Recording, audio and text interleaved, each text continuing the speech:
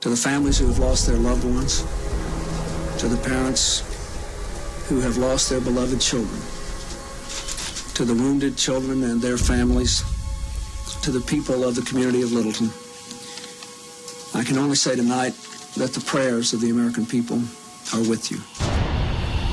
Dan was loved a lot. I mean, he was loved a lot.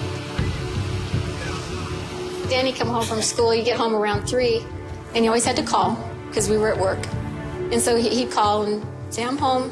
I go, okay. He goes, oh, I'm going to empty the dishwasher. Okay. He'd call me back. I'm going to go to the bathroom. Okay.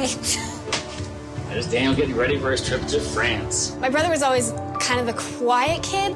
Just briefly, Daniel, what are you about to do? Go to France.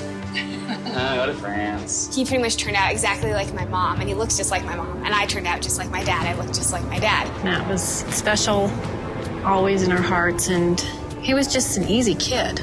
Loved sports, played football, baseball, soccer. He was always either the catcher or the center, the one that had to be calm. He fit right into the role. The main thing I remember about Kaly is just the joy that she woke up with every day. I mean, she was the happiest little kid. She would literally skip and dance and through life. We were amazed at the prophetic element of some of her writing. Well, and this is her diary. Yeah, this was the diary. It was in her backpack the day that she died.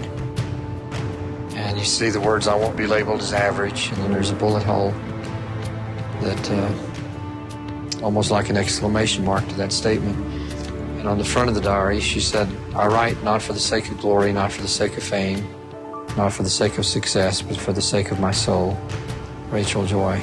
Everyone called me their miracle girl because I shouldn't be here.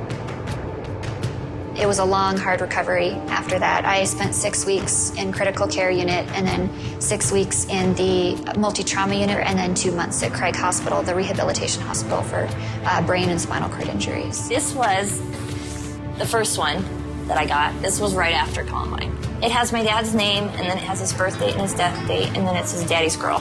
And this one I actually got probably in the first week. And then a few years later,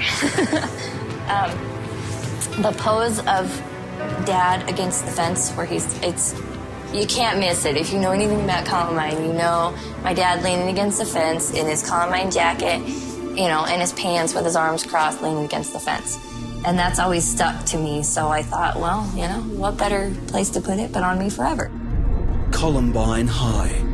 Many documentaries have asked the question, why? This documentary sought to know how.